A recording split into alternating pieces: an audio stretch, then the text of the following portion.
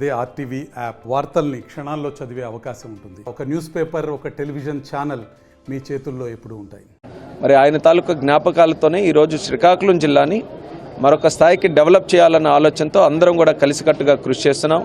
మొన్నను కూడా రాజకీయాల్లో ఘన విజయం శ్రీకాకుళం జిల్లాలో మనం అందరం కూడా సాధించాం. బ్రహ్మాండమైనటువంటి మెజారిటీలతో అందరూ కూడా గెలిచాం. ఆ పునాది కూడా ఒక రకంగా ఎర్రన్నాయుడు గారు వేశారు. ఈరోజు నాయకులుగా నేను ఎలా ఉన్నానో వారసుడుగా ఇక్కడ అధ్యక్షులుగా కల్మటి రమణ గారు ఉన్నారు, గుండిశంకర్ గారు ఉన్నారు. అలాగే ఏ రాజకీయ కుటుంబం ఇక్కడ తీసుకున్నా సరే అందరికీ కూడా ప్రోత్సాహం ఇచ్చి ఎర్రన్నాయుడు గారు ముందుకు నడిపించేవారు.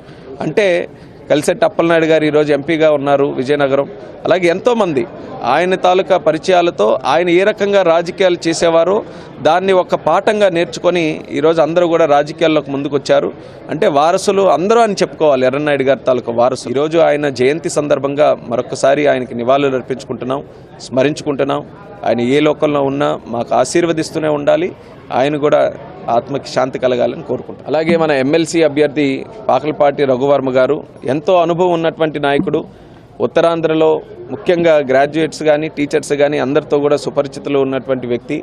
ఎక్కడ ఏ సమస్య ఉంది, ఏ సమస్యని ఎలా పరిష్కరించాలి, ప్రభుత్వం తాలూకా సహకారం ఎలా పొందాలి, గౌరవంగా ఒక సమస్యని చట్టసభల్లో కూడా ఏ రకంగా పెట్టాలనేది ఆ అనుభవం గతంలో కూడా మనం చూసాం.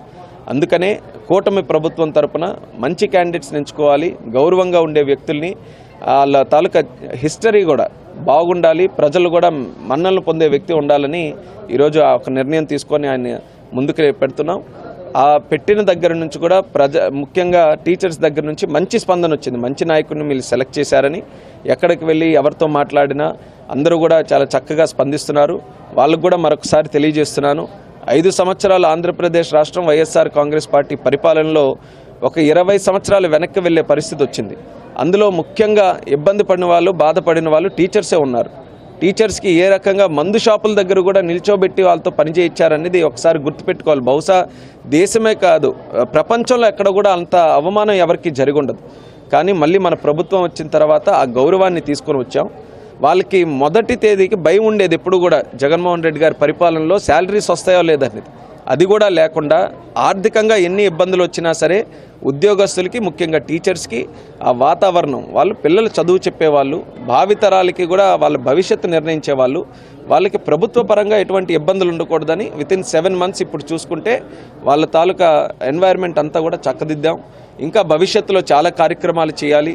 ఒక యువ నాయకుడిగా నారా లోకేష్ అన్న గారు టీచర్స్ తాలూకుది, విద్యా వ్యవస్థ తాలూకుది, పిల్లల తాలూకు భవిష్యత్తు ఆయన చేతుల్లో పెట్టుకొని ముందుకు నడిపిస్తున్నారు. ఎంతో సెన్సిటివ్ అయినటువంటి మినిస్ట్రీ ఇది, హెచ్ఆర్డీ మినిస్ట్రీ అని అంటే. అయినా సరే ఛాలెంజ్గా తీసుకొని టీచర్స్కి సహకరించాలి, వాళ్ళకి అండదండలు అందించాలని లోకేష్ అన్న స్టూడెంట్స్కి కానీ అందరికీ కూడా మంచి కార్యక్రమాలతో ముందుకెళ్తున్నారు. సో ఈ మంచి అట్మాస్ఫియర్లో కూటమి ప్రభుత్వానికి సహకరించి రఘువర్మ గారు లాంటి మంచి క్యాండిడేట్ని మీరు మన ఉత్తరాంధ్రకి ప్రాతినిధ్యం వహించే అవకాశం మీరు కల్పిస్తే రేపు చట్టసభల్లో కూడా మన తాలూకా సమస్యలు ప్రస్తావించడానికి కానీ ప్రభుత్వం ద్వారా సహకారం పొంది మన సమస్యలు పరిష్కరించడానికి ఆయన ఎంతో ఉపయోగపడతాడని వాళ్ళందరికీ కూడా తెలియజేసుకుంటున్నాను. ఖచ్చితంగా సహకరించండి, రఘువర్మ గారిని గెలిపించండి అని కూడా ప్రతి ఒక్క టీచర్ కూడా అభ్యర్థిస్తారు. అదే ఆశ్చర్యంగా ఉంది, ప్రజలు క్లియర్గా తీర్పిచ్చారు. జగన్మోహన్ రెడ్డి గారిలో ఏం కోరుకోవట్లేదో, ఏది తప్పుపట్టారో మొన్న ఎలక్షన్ రిజల్ట్లోనే తెలిసింది. అహంకారం, కక్ష సాధింపు చర్యలు, ఇష్టం వచ్చినట్టుగా మాట్లాడడం, ఎవరిని లెక్క చేయకపోవడం, రాజ్యాంగ వ్యవస్థల్ని తొంగలో తొక్కడం, ఇలాంటి విషయాలన్నీ కూడా చూసిన తర్వాత ప్రజలు ఇటువంటి రాజకీయాలు మాకొద్దు, ఇటువంటి రాజకీయ నాయకులు కూడా మాకొద్దని 11 సీట్లకు పరిమితం చేశారు. ఇప్పటికీ కూడా వాళ్ళ ధోరణి మార్చుకోకుండా వాళ్ళ నాయకులు చూస్తున్నాం. బయటకు వచ్చి మళ్ళీ మీడియా తాలూకా మైకులు పెడితే అప్పుడు ఏ రకంగా మాట్లాడేవారు అదే రకంగా మాట్లాడుతుంటే ఈరోజు ఆశ్చర్యం కలుగుతుంది. ఇప్పటికైనా బుద్ధి తెచ్చుకోలేదు ఏంటా అని. అది జగన్మోహన్ రెడ్డి గారికి, వాళ్ళ నాయకులకి అందరికీ కూడా వర్తించే పరిస్థితిలో ఉంది. ప్రజలు ఇప్పటికీ కూడా ఇది మర్చిపోయారన్న ధోరణిలో ఉంటే మళ్ళీ ఇదేదో హంగామా చేసి మేము కూడా ఏదో చేస్తున్నాం అని చెప్పడానికి ఇలాంటి కార్యక్రమాలన్నీ కూడా చేస్తున్నారు. ప్రజలైతే ఎవరు హర్షించట్లేదు. ఇప్పటికీ కూడా చూస్తే వాళ్ళ పోరాటం దేనికోసం పోరాటం, వాళ్ళ నాయకుడికి ప్రతిపక్ష హోదా రాలేదంటే దానికి పోరాటం. ప్రజల సమస్యలు అక్కడ మాట్లాడడం కాదు, నాయకుడు ప్రతిపక్ష హోదా రాలేదని డే 1 నుంచి. అలాగే మొన్న కూడా చూసాం, ఆ నాయకుడికి Z+ సెక్యూరిటీ రాలేదని. అంటే వైఎస్ఆర్ కాంగ్రెస్ పార్టీ వ్యవస్థ అంతా కూడా జగన్మోహన్ రెడ్డి గారి తాలూకు సమస్యలు ఉన్నాయి ఏంటంటే దాని గురించే పోరాటం తప్పితే ఆయన ఆలోచనలు ఏమన్నా దాని గురించి పోరాటం తప్పితే పబ్లిక్ అందరికీ కూడా మర్చిపోయారు. ఆయన జగన్ ఏదైనా చెప్తే దాని పరంగా ఏదైనా మాట్లాడడం, ఆయనకి ఏదైనా ఇబ్బంది వస్తే వీళ్ళందరి వ్యవస్థను వాడుకోవడం వాళ్ళకు ఒక అలవాటుగా మారింది. అదే మనం చూస్తున్నాం. కాబట్టి ఇప్పుడున్న పరిస్థితుల్లో ప్రజలు కూటమి ప్రభుత్వాన్ని హర్షిస్తున్నారు. కూటమి ప్రభుత్వం చేస్తున్నటువంటి కార్యక్రమాలకి సహకారం అందిస్తున్నారు.